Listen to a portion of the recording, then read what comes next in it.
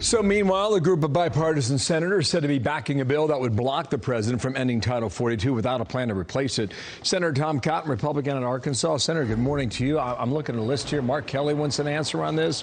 You've got vulnerable Democrats in Nevada, New Hampshire, Arizona, perhaps, with tough re-elections in the fall. Can you reverse this with their help?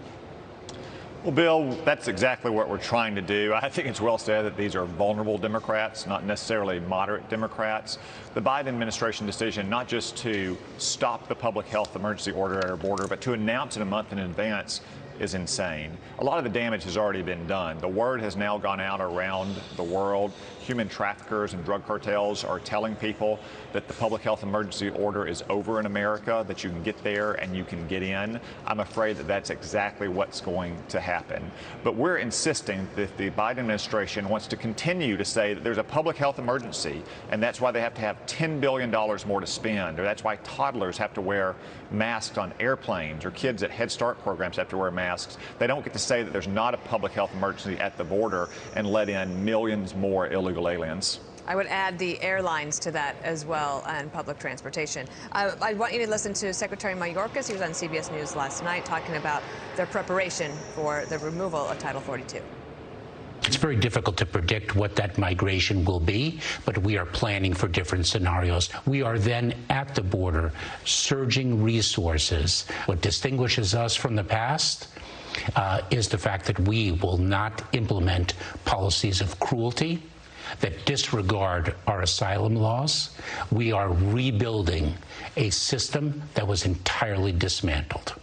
So in that rebuilding, you would think that they would maybe have some things in place in order to do that, because if this is also hurting legal immigrants from being able to get here, and they've waited in line, they want to come to America, they want to do it the right way, and everything is just so backed up.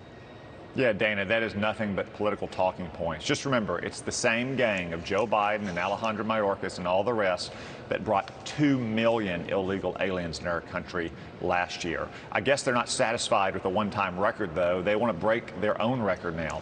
By some accounts of this administration, you might see 18,000 illegal aliens a day, every day. That would be like adding the population of Atlanta to this country every single month. There is no precedent for that. And it's all because of Joe Biden's failed policy and his rhetoric going back to the campaign, telling the entire world, if you brave the journey to get to our southern border, we will let you in. That's the exact wrong message. Yeah, this whole question about whether or not you're prepared. It came up yesterday in the briefing. Peter Doocy had the honor, so to speak, with Jen Psaki.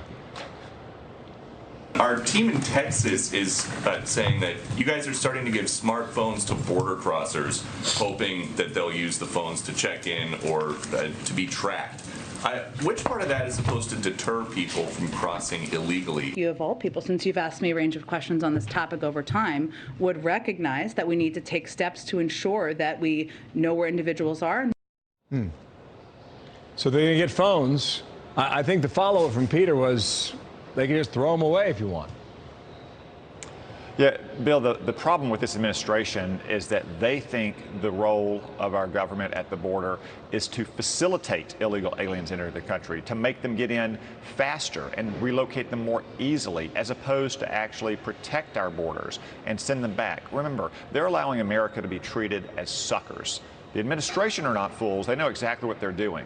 But America looks like suckers around the world. All you have to do is show up, say a few magic words. You've been coached oftentimes by drug cartels or even liberal charities at our border, and they let you in, as opposed to reserving asylum for who it's meant for, which are people who are genuinely suffering persecution because of their religion or their sex or their political views.